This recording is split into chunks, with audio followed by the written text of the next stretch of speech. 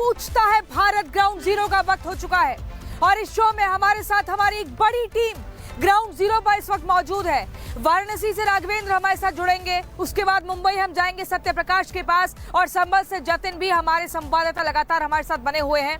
दर्शकों, जहां मैं इस वक्त मौजूद हूं ये नोएडा सेक्टर 150 है और यहाँ पर एक 27 साल के युवराज की जो पेशे से इंजीनियर था उसकी मौत हो जाती है सिस्टम की लापरवाही के चलते। यही वो जगह है, उसी स्पॉट पर हूं मैं जिसे डेथ स्पॉट कहा जा सकता है। यहीं से सीधा गाड़ी नाले में गई थी और उस गाड़ी से बाहर निकलकर छत पर बैठकर टॉर्च दिखाकर बार बार वो युवराज कहता रहा कि मुझे बचा लो, लेकिन पुलिसकर्मी वहां खड़े होकर देखते रहे, वहां बचाव दल देखता रहा क्योंकि रात के 2 बज रहे थे और पानी ठंडा था, इसलिए कोई नीचे जाने को तैयार नहीं था। और ये सबके सामने एक 27 साल के नौजवान ने दम तोड़ दिया और मदद की गुहार लगाता रहा। सिस्टम एकदम लाचार, वो सिस्टम अब मुंह छिपाता फिर रहा है।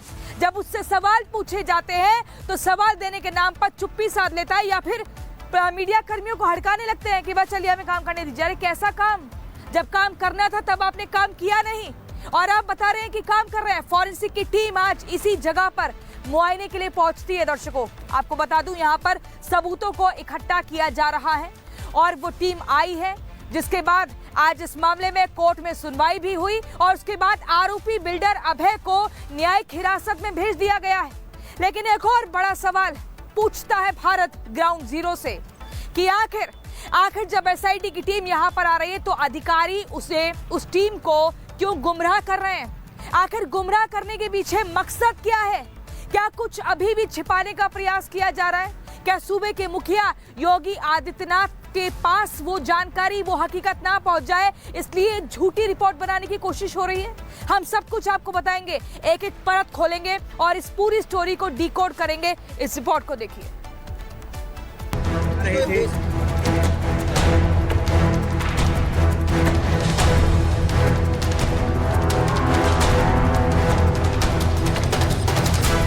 27 साल की इंजीनियर युवराज की मौत को लेकर रिपब्लिक भारत ने नोएडा के सुस्त और निकम्मे सिस्टम पर सवाल उठाए तो पूरा सरकारी अमला बंदोबस्त के साथ हादसे की जांच पड़ताल में जुट गया।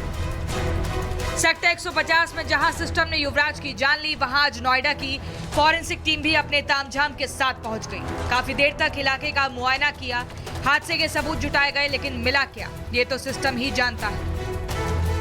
टीम ने मेजरमेंट्स यहाँ से लिया है। ये जो तस्वीरें आप देख रहे हैं ये ड्रेनेज है, दीवार है, इसी को तोड़ते हुए युवराज की गाड़ी नाले में जा गिरी थी और इसका मेजरमेंट्स फॉरेंसिक टीम फिलहाल लेकर गई है। सबूत जुटाए जा रहे हैं धीरे धीरे, क्योंकि एसआईटी की टीम गठन हुआ है। 5 दिन का समय एसआईटी की टीम को दिया गया है और कल यहाँ पर एसआईटी की टीम पहुंची थी। 3 सदस्यीय एसआईटी का टीम जो मुख्यमंत्री योगी आदित्यनाथ के निर्देशन में गठन किया गया है, जिसमें एडीजी मेरठ जोन भानु भास्कर भी हैं और उनके ही निर्देश पर एसआईटी ये पूरे कार्य करेंगे, जिसमें चीफ इंजीनियर भी हैं पीडब्ल्यूडी के और मंडल आयुक्त भी शामिल है मेरठ जोन के। तो वो कल पहुंचे थे यहाँ पर, जिन्होंने मुआयना किया, जिन्होंने जायजा लिया यहाँ आकर, और आज फॉरेंसिक की टीम आई थी।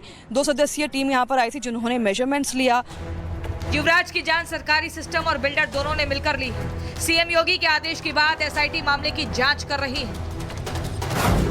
एसआईटी के अधिकारी हादसे के दौरान दमकल कर्मियों की भूमिका के बारे में पूछताछ कर चुके हैं। गड्ढे में भरे पानी को लेकर प्राधिकरण के अफसरों से भी पूछताछ की गई है। सूत्रों के मुताबिक अथॉरिटी के अफसरों ने गड्ढे में बारिश का पानी भरा होने का दावा कर एसआईटी को गुमराह करने की कोशिश की। इंजीनियर युवराज की मौत के जिम्मेदार अधिकारी एसआईटी के सवालों से भाग रहे हैं। एसआईटी ने अधिकारियों से पूछा, 1.25 घंटे में भी क्यों नहीं बची जान? एनडीआरएफ को देरी से क्यों मिली जानकारी? घटना के बाद नोएडा के सीनियर अफसर मौके पर क्यों नहीं गए? तैराकी ट्रेनिंग का पार्ट है, इसके बाद भी पानी में क्यों नहीं गए? गोताखोर कहां थे? स्टीमर क्यों नहीं पहुंचा समय पर? सोसाइटी वासियों की ओर से 3 लेटर लिखे गए, तीनों का जवाब और मांग के अनुसार काम क्यों नहीं कराया गया? भविष्य में दोबारा इस तरह की घटना रोकने के लिए क्या तैयारी हो रही है? एसआईटी 5 दिनों के अंदर अपनी रिपोर्ट शासन को सौंप देगी, लेकिन युवराज की मौत के जिम्मेदार अधिकारी अब जांच टीम को भी गुमराह करने में जुटे हैं। एसआईटी उन फाइलों की भी जांच कर रही है जिनमें उस बेसमेंट की सुरक्षा और ट्रैफिक सेल की जिम्मेदारियां तय थी। आईजीआरएस पर की गई शिकायत का संज्ञान न लेने वाले संबंधित अधिकारियों से भी जवाब मांगा गया है। एसआईटी ने युवराज के पड़ोसियों से भी पूछताछ की है। आप ये बताइए ना, आप खुद करके देखिए, आपको पता चल जाएगा कौन है। हम लोग थोड़ी है, हम लोग रेसिडेंट्स और हम लोग सब पढ़े लिखे लोग हैं आज की डेट के अंदर। हम यहाँ पे किसी को भी जवाबदेही, किसी को वो डिसाइड करने के लिए कोर्ट, लॉ, ऑर्डर, सोसाइटी, अपनी गवर्नमेंट, लोगों में हमारे को सारी इंस्टीट्यूशंस के अंदर पूरा विश्वास है। एसआईटी पे पूरा विश्वास है, वो एकदम सही निर्णय लेंगे जो लेंगे। इसीलिए हमने उनको भी बताया है कि आप अपना रिक्रिएट करिए, आइए सीन यहाँ पे देखिए कि क्या हो रहा है, आपको खुद पता चल जाएगा किसकी गलती है। एसआईटी की जांच में यह भी सामने आया है कि उसी गड्ढे में पहले भी एक ट्रक गिर चुका था, फिर भी अधिकारियों ने कोई सुरक्षा कदम नहीं उठाए। दरअसल बिल्डर की निर्माणाधीन साइट में ही ये ट्रक गिरा था, जिससे नाले की दीवार भी टूट गई थी। अगर समय रहते घटनास्थल पर बैरिकेडिंग कर दी जाती तो इंजीनियर युवराज की जान बच सकती थी, पूछता है भारत ग्राउंड जीरो से। 10 साल से था तालाब, नोएडा प्रशासन क्यों रहा मौन? लोटस ने बेची जमीन, अथॉरिटी के पास रिकॉर्ड क्यों नहीं?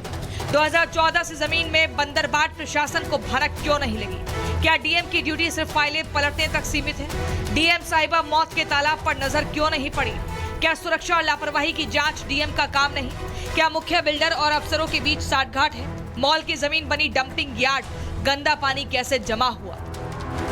जिस परिवार के घर का चिराग बुझ गया, यूपी सरकार ने उस पीड़ित परिवार की 4 लाख रुपए आर्थिक मदद की।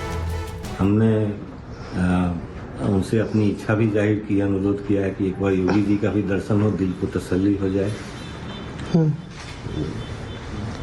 इसके लिए हमने उनसे आग्रह किया है और शर्मा भी आए हैं, शर्मा साहब, और उन्होंने सारी उचित कार्रवाई, उचित सहयोग का आश्वासन दिया है।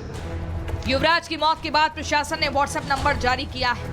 कहीं भी मौत वाला गड्ढा दिखे तो लोग प्रशासन तक शिकायत पहुंचा सकते हैं, जैसे पहले पहुंचा रहे थे। प्रशासन का मानना है कि मानव जीवन की सुरक्षा उनके लिए सर्वोपरि है। काश सिस्टम ने मानव जीवन वाला पाठ पहले पढ़ लिया होता तो युवराज बच जाता। Bureau report, Republic Bharat. लगातार हमारे साथ बने हुए हैं दर्शकों। जहां मैं इस वक्त मौजूद हूं, ये नोएडा सेक्टर 150 है और यहाँ पर एक 27 साल के युवराज की, जो पेशे से इंजीनियर था, उसकी मौत हो जाती है सिस्टम की लापरवाही के चलते। यही वो जगह है, उसी स्पॉट पर हूं मैं, जिसे डेथ स्पॉट कहा जा सकता है।